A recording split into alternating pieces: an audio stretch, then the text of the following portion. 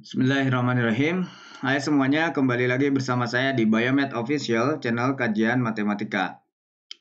Baik, pada kesempatan kali ini kita akan membahas tentang materi mata kuliah aljabar linier untuk topik ruang hasil kali dalam. Nah, pada topik ini sebetulnya kita di sini idenya adalah ingin memperluas ya konsep-konsep ruang hasil kali dalam pada Euclid atau hasil kali dalam Euclid untuk vektor secara umum. Nah, di materi sebelumnya atau di video sebelumnya kita sudah membahas tentang hasil kali dalam Euclid ya atau biasa kita sebut sebagai hasil kali titik ya.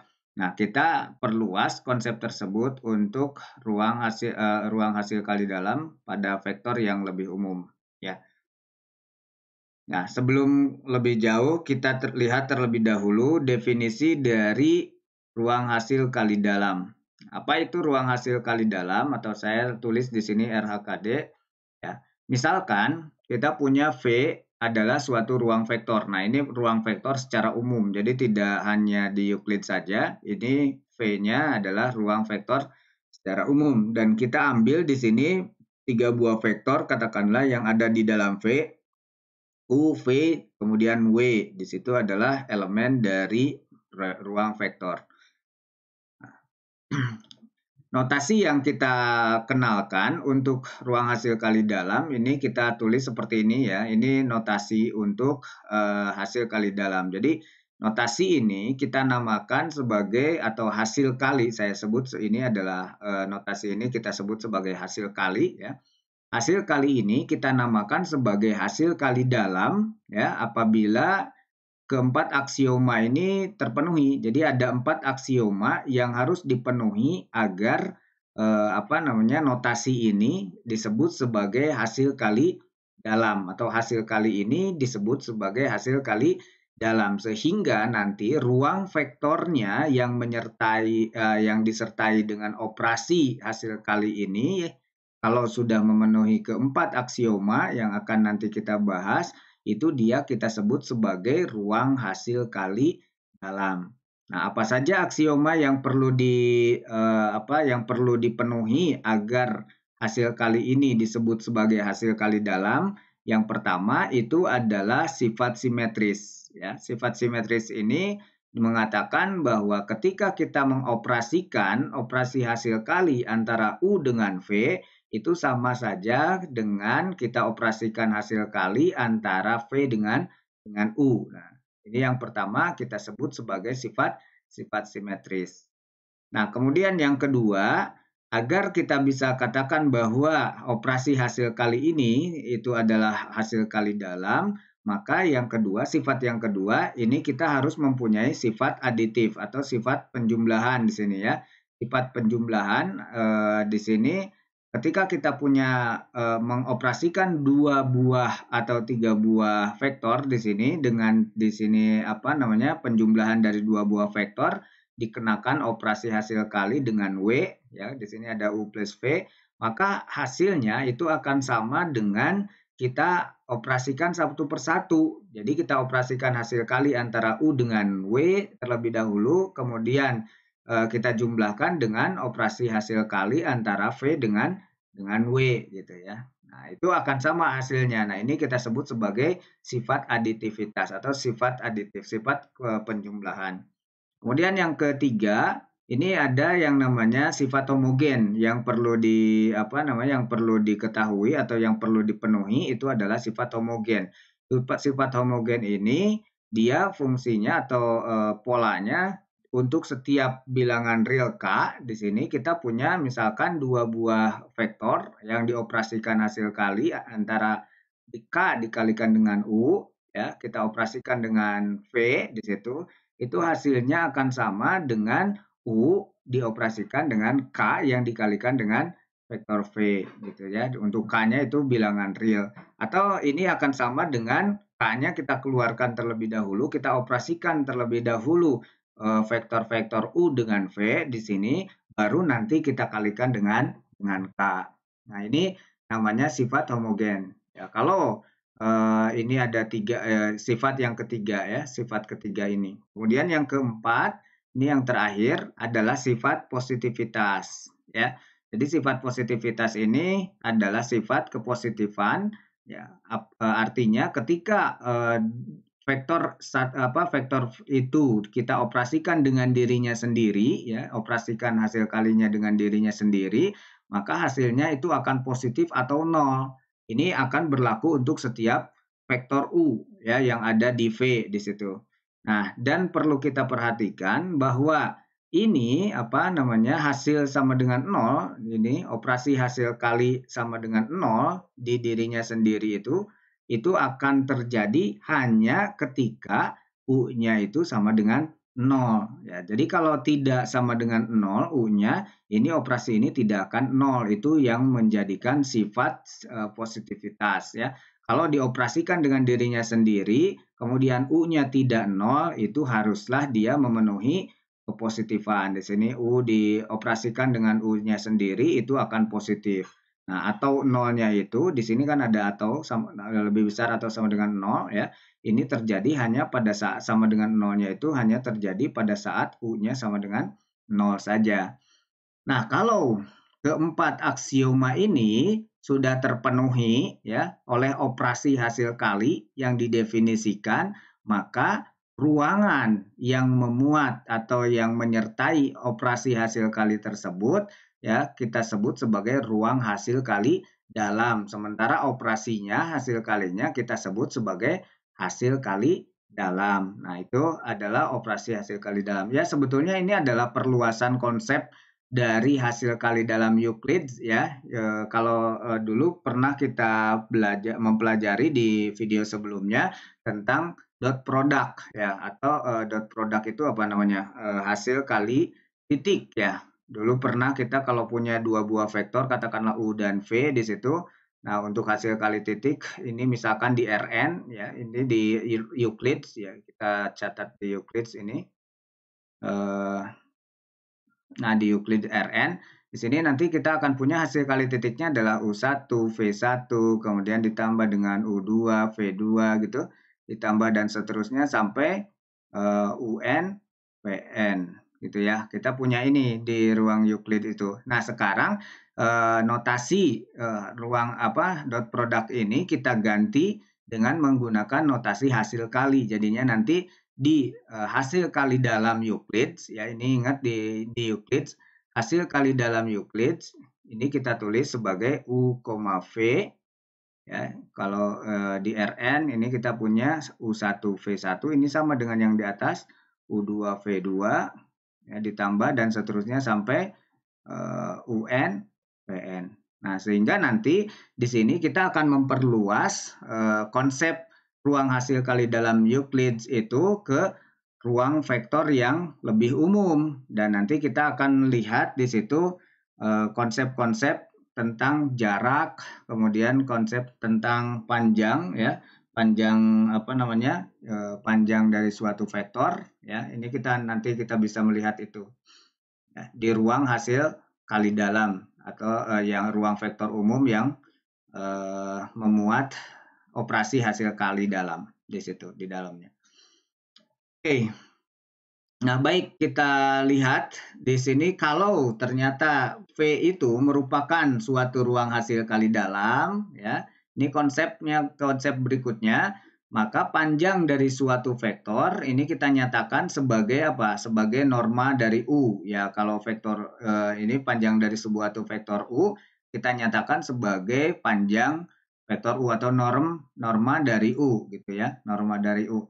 Nah, bagaimana cara kita menghitung norma di U untuk ruang hasil kali dalam? Itu kita definisikan secara umum, kita punya ini panjang atau norma dari U itu adalah hasil kali dalam. Di sini hasil kali dalam yang dipangkatkan 1/2 itu harus pastinya lebih besar atau sama dengan 0, karena kan ini U dengan U ya. Tadi harus mempunyai sifat bahwa ini harus positif kan, U dengan U itu atau dengan dirinya sendiri. Nah, kita bisa tahu bahwa ini kita bisa maklumi formula atau pengambilan formulasi ini Karena dulu kita sudah mempelajari di video sebelumnya mengenai ruang hasil kali dalam Euclid ya, untuk panjang vektor itu kita hitung dengan cara apa? Kalau kita misalkan kita mau di R3 ini yang di Euclid ya. Ini di Euclid ini kita catat di sini. Ya, kalau di Euclid, di R3 Euclid ini kita punya misalkan vektor U ya, mau menghitung panjang dari vektor U kan. Nah, ini kita tulisnya seperti apa? Tulisnya adalah seperti ini kan, akar dari U1 kuadrat ditambah dengan U2 kuadrat ditambah dengan U3 kuadrat. Nah, ini kalau masih belum ingat ya bisa kembali lagi ke dot product ya, tentang hasil kali titik di situ di ruang Euclid ya. Nah, ini kalau kita tulis ulang, ini akan susun ulang, kita punya U1 kuadrat, U2 kuadrat ditambah dengan U3 kuadrat. Dipangkatkan berapa? Dipangkat setengah kan, sama aja dengan penulisan yang di atas. Lalu kalau kita tulis ini U1 kuadrat tambah U2 kuadrat, ini artinya apa? Ini artinya U1, U2, U3 ya. Ini di dot produkkan dengan siapa? Dengan dirinya sendiri kan. U1, U2, U3.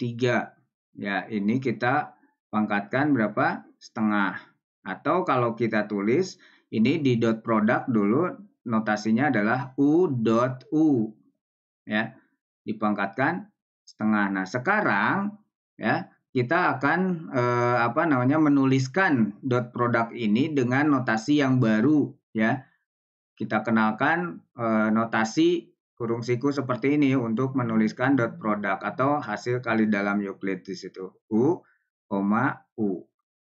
Nah, jadi kita punya ini setengah, sampailah pada formulasi yang secara bentuk umum nantinya diadopsi dalam bentuk umum seperti ini.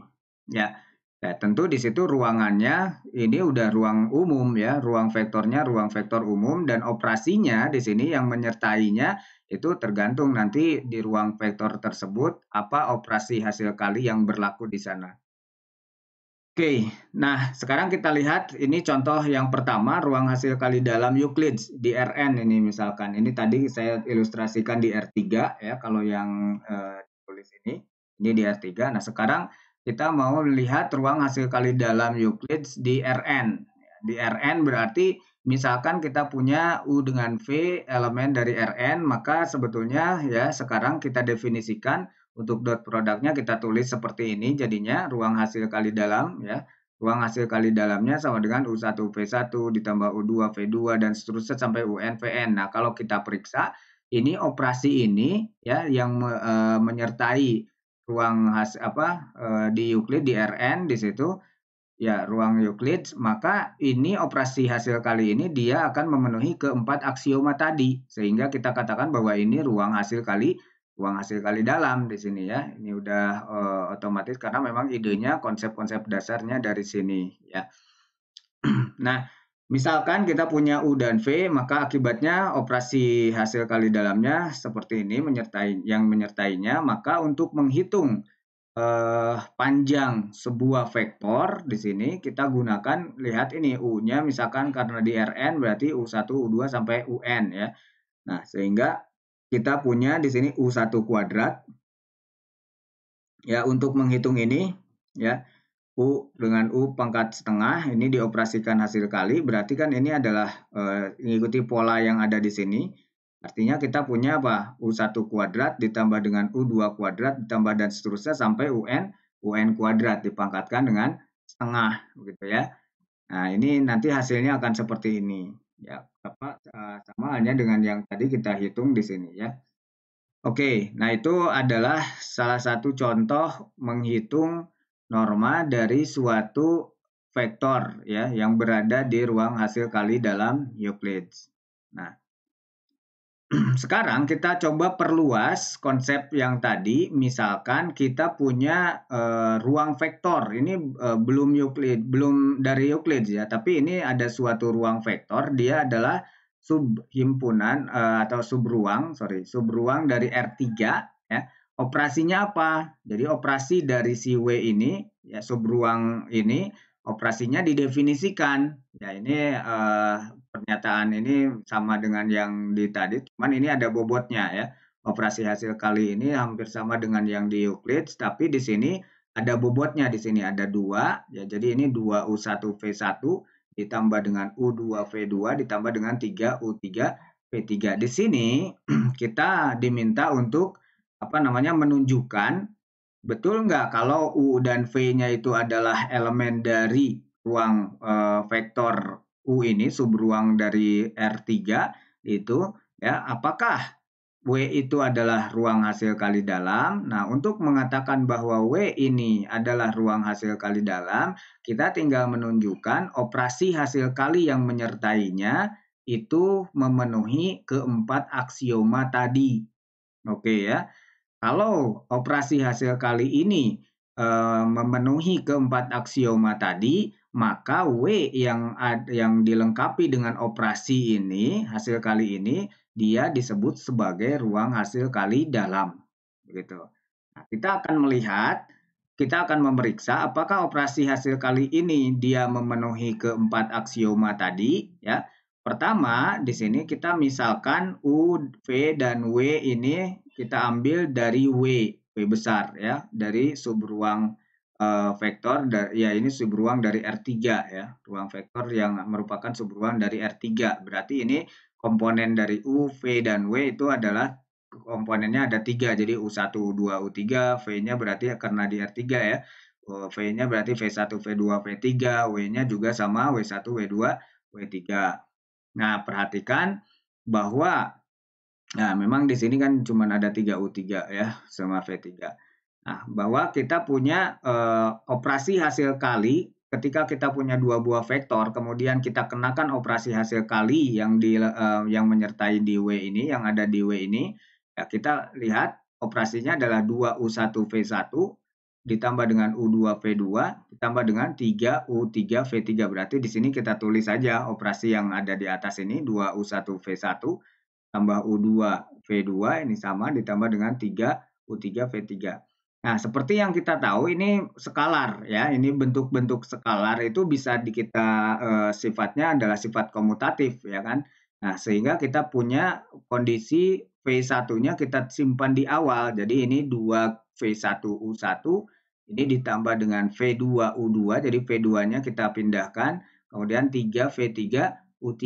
Lalu apa ini sebetulnya? Nah, ini berarti V-nya udah di awal. Itu artinya kita sudah punya apa? V ini ya sudah berpindah, yang tadinya operasi hasil kali itu antara U dengan V, sekarang ini adalah sama hasilnya dengan operasi antara operasi hasil kali antara V dengan U begitu ya. Nah, seperti itu. Oke, jadi yang pertama itu terbukti ya bahwa dia adalah simetris ya. Ini sifat simetris terpenuhi. Itu yang pertama. Kemudian yang kedua, ya sifat yang kedua ini kita akan membuktikan bahwa dia memenuhi sifat aditivitas. Di sini operasi yang tadi itu yang kedua adalah penjumlahan dari dua buah vektor itu kita kenakan operasi dengan vektor yang lain. Ya, di sini kita kenakan U dengan tambah dengan V, W di situ ya. Nah, dari sini, dari operasi ini kita bisa melihat dari operasi tadi ya yang menyertai W itu kita punya ini kita kenakan dulu, kita tulis dulu U1 dengan V-nya itu adalah U1 tambah V1, U2 tambah V2, U3 tambah V3. Ini koma dengan W1, W2, W3 ya isinya atau komponen-komponennya. Dari situ kita akan memperoleh apa? Ini ya, ini ikutin pola operasi hasil kali yang ada di W. Ya, ini jadinya kita punya U2, ini U1 ditambah V1 ya kalau kita kalau saya tulis ulang operasinya kan seperti ini untuk yang operasi hasil kali yang ada di W itu U kali V. Di situ saya ingatkan di sini ini adalah 2 U1 kali kali V1 ya ditambah dengan U2 kali V2. Nah, ditambah dengan 3 U3 dengan kali V3. Berarti kan di sini karena U1 yang ada di sini adalah apa? U1 plus V1, berarti di sini 2 kali U1 plus V1 kali W1 ditambah dengan ini U2 plus V2W2 ditambah dengan 3 kali U3 tambah V3W3. Ini ikutin pola operasi yang ada di W tadi ya, yang sudah didefinisikan di soal tadi. Nah, kalau kita lihat ini skalar biasa, berarti sifat distributif ya untuk skalar biasa itu berlaku, sehingga kita punya di sini 2U1W1 ya, kemudian ini dari sini 2 kali U1W1, kemudian ditambah ini tambah dengan 2 kali V1W1.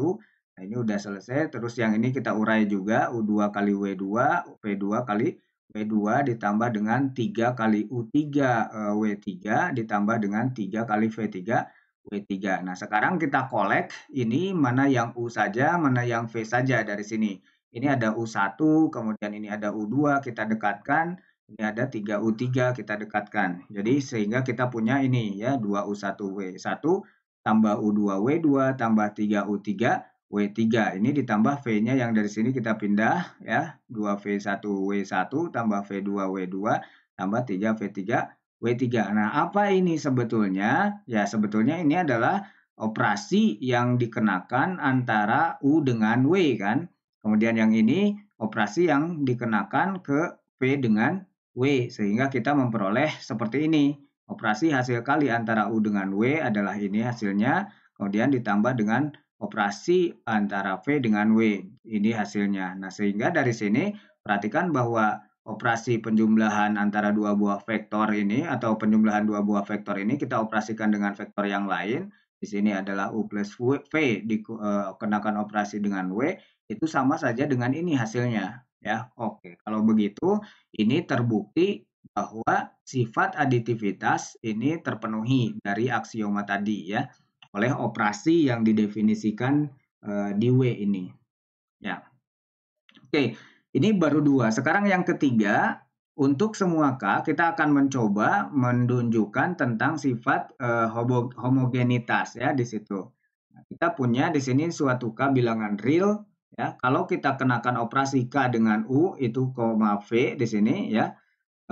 Nanti kita akan memperoleh apa? KU ini akan menjadi KU1, KU2, KU3 ya, V1, V2, V3. Nah, dari sini operasi hasil kalinya kita ikutin pola yang sudah didefinisikan di apa namanya tadi di soal di sini ya, ada 2U1 V1, U2 V2 ditambah dengan 3U3 V3, sehingga dari sini kita memperoleh apa? KU1 dengan V1 ini kita kenakan operasinya jadi 2 jadinya ya, 2KU1V1 gitu. Jadinya kita punya ini 2KU1V1 ditambah kalau KU2 tidak ada bobotnya, jadi KU2V2 saja. Kemudian ditambah dengan ya, yang ketiga ini, suku ketiga ini ada bobotnya, 3KU3V3. Nah, seperti yang tadi kita bisa pindahkan K-nya karena dia adalah K merupakan bilangan skalar, bilangan real. Jadi kita bisa pindahkan dia ke depan ya. Jadi ini K2U1V1, K2U2. Nah, K-nya bisa dikeluarkan dari sini sehingga kita memperoleh bentuk K itu adalah perkalian ini operasi KU ini dikenakan dengan V yaitu sama saja dengan operasi K kita kalikan dengan hasil kali antara U dengan V di situ. Sehingga ini memenuhi sifat yang ketiga, yaitu sifat homogen. Kalau lebih jauh kita bisa melihat juga dia akan sama dengan U, dengan K kali V. Ini akan bisa dilihat ya. Nah, ini dia berarti sifat homogen ya. Nah, sifat homogen ini sudah terpenuhi. Tinggal satu sifat lagi yaitu sifat positivitas. Kita periksa sifat positivitasnya. Ya, di sini kita punya kalau vektor itu kita kenakan operasi hasil kali dengan dirinya sendiri, ya. Nah, maka dia akan memperoleh hasil seperti ini, 2U1 kuadrat ditambah dengan U2 kuadrat ditambah dengan 3U3 kuadrat. Karena kita ikutin pola yang tadi ya untuk operasinya. Jadi ini ada bobotnya di sini 2 dan 3 di sini ada. Nah, sehingga dari sini ini adalah bilangan positif, ini juga bilangan positif, dan ini juga bilangan positif. Jadi bilangan penjumlahan dari bilangan positif itu tentu akan akan positif. Jadi jelas bahwa pangkat setengahnya pun dia hasilnya akan bernilai positif untuk setiap U yang berada di W tadi ya. Nah, dari situ kita juga bisa mengatakan ini ada sama dengan 0 ya, ada sama dengan nolnya itu hanya akan terjadi pada saat U-nya sama dengan 0 ya. Kalau ini 0, 0, 0 barulah dia 0. Tapi kalau ini enggak 0, U1, U2, U3-nya ini nilainya akan bernilai positif karena di sini ada kuadratnya. Jadi dikuadratkan berarti ini bilangan positif ditambah dengan bilangan positif ditambah dengan bilangan positif. Berarti ini akan positif dan nolnya itu tercapai pada saat U sama dengan 0. Oleh karena itu, operasi yang tadi, operasi hasil kali tadi itu memenuhi keempat atau sifat yang keempat ini dan bahkan tadi kita sudah lihat dia memenuhi keempat aksioma yang empat aksioma yang tadi ya, yang sudah diperiksa yang harus dipenuhi oleh suatu hasil kali dalam. Sehingga operasi yang tadi ya yang didefinisikan operasinya tadi itu operasi ini apa namanya U, V di dalamnya itu adalah apa 2U1V1 kemudian ditambah dengan U1V2 ditambah dengan apa namanya 3 ya 3U3V3 ini yang ada di operasi ini ada di W, W-nya adalah subruang dari R3. Nah, ini disebut sebagai hasil kali dalam, hasil kali dalam. Nah, kenapa disebut sebagai hasil kali dalam? Karena operasi hasil kali ini dia memenuhi memenuhi keempat aksioma tadi, makanya disebut sebagai hasil kali dalam. Sementara ruang vektornya ini yang merupakan subruang dari R3 kita sebut sebagai ruang hasil kali dalam. Ini disebut ruangannya, jadi ruang hasil kali dalam. Oke. Nah, itu adalah ilustrasi untuk menunjukkan bahwa suatu operasi hasil kali kita sebut sebagai operasi hasil kali dalam dan ruang vektor yang menyertainya itu kita sebut sebagai ruang hasil kali dalam. Nah, sekarang kita lihat contoh yang ketiga. Kita diminta untuk menunjukkan bahwa operasi ini operasi hasil kali antara U dengan V yang didefinisikan seperti ini, U1V1 ditambah dengan 2U2V2 dikurangi dengan 3U3V3. Nah, ini di sini bagaimana kita melihatnya ya kita periksa ya bahwa ini tuh memenuhi enggak keempat sifat itu. Tapi di sini kita dimintanya menunjukkan bahwa operasi ini bukan merupakan hasil kali dalam. Nah, berarti ini udah diminta untuk membuktikan mana yang dilanggarnya atau mana yang tidak terpenuhinya dari keempat aksioma tadi. Ya, kita cari di situ.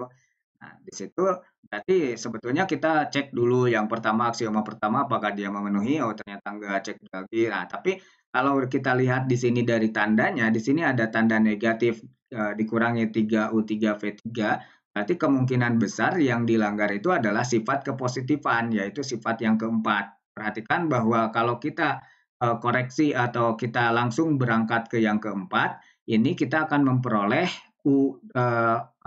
operasi kali antara vektor U dengan U itu sendiri.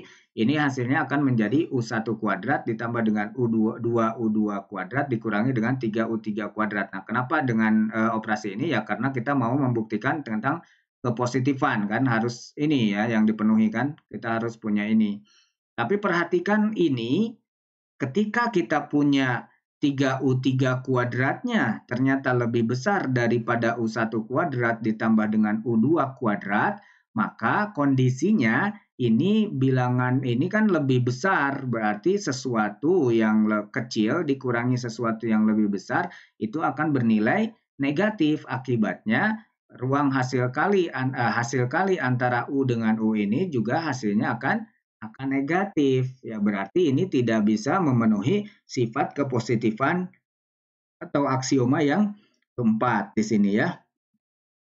Jadi sifat yang keempat itu tentang kepositifan ya, positivitas itu tidak terpenuhi. Akibatnya betul bahwa operasi ini ya, operasi yang seperti ini operasi hasil kali ini itu bukan merupakan hasil kali dalam. Jadi apabila ada ruang yang menyertainya juga bukan disebut sebagai ruang hasil kali dalam gitu ya, karena ininya operasinya di situ bukan hasil kali dalam. Oke. Satu lagi mungkin saya akan tunjukkan di sini contoh ketika kita punya operasi hasil kali di sini antara dua buah vektor itu didefinisikan sebagai AD plus CF di mana U-nya dengan V-nya adalah ABC di situ kemudian V-nya adalah DEF. Nah, ini diminta diperiksa kalau ini apakah U dengan V merupakan hasil kali dalam. Nah, itu di situ kita periksa satu persatu ya dari aksioma 1, 2, 3. Tapi yang menarik di sini yang kita lihat bahwa ternyata B dengan E ya ini tidak dilibatkan dalam operasi ini ya dalam operasi hasil kalinya. Berarti kita dari situ dapat ide ya untuk memeriksa sifat yang keempat tentang kepositifan. Ya kalau kita lihat kalau antara U dengan antara U dengan U itu sendiri ya itu pasti hasilnya adalah kalau ikuti pola ini AD plus CF berarti kan A dikali A lagi, jadi A kuadrat, kemudian ditambah dengan C kali C lagi, berarti C kuadrat. Nah, jelas ini sih dari sini positif. Ya, berarti ini sifat positifnya sampai sini itu sudah terpenuhi. Namun, perhatikan, karena kita tadi lihat bahwa B dengan E tidak dilibatkan, bagaimana kalau kita punya bentuk vektor U-nya adalah seperti ini, 0, 2, 0.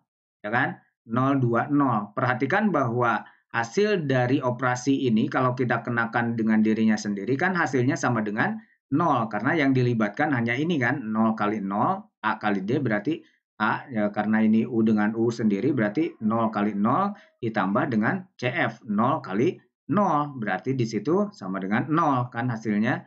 Nah, oleh karena itu ini U dengan U hasilnya sama dengan 0 padahal U-nya sendiri ini tidak pernah bukan vektor 0. Ini kan ada duanya di depan, di tengah ini 0, 2, 0. Ya, karena U-nya tidak sama dengan 0, sementara hasilnya 0, padahal tadi di sifat kepositifan, kondisi ini atau kondisi hasil kali antara dirinya sendiri sama dengan 0, itu hanya terpenuhi ketika vektor tersebutnya 0. Namun di sini tidak 0 pun hasilnya sudah 0, berarti ini tidak memenuhi sifat yang keempat, yaitu sifat kepositifan. Jadi aksioma terakhir tentang kepositifan itu tidak terpenuhi, akibatnya apa? Operasi hasil kali ini, operasi hasil kali antara UV yang didefinisikan adalah A kali D ditambah dengan C kali F, itu bukan merupakan hasil kali dalam. Oke, nah seperti itu cara untuk menunjukkan apakah operasi ini adalah hasil kali dalam atau operasi ini bukan merupakan hasil kali dalam. Dengan contoh-contoh tadi, semoga ilustrasinya sudah cukup untuk memeriksa suatu hasil kali. Kita bisa menyebut apakah dia hasil kali dalam atau bukan hasil kali dalam. Oke, terima kasih sudah menonton video ini. Semoga bermanfaat. Sampai ketemu di video berikutnya. Salam matematika.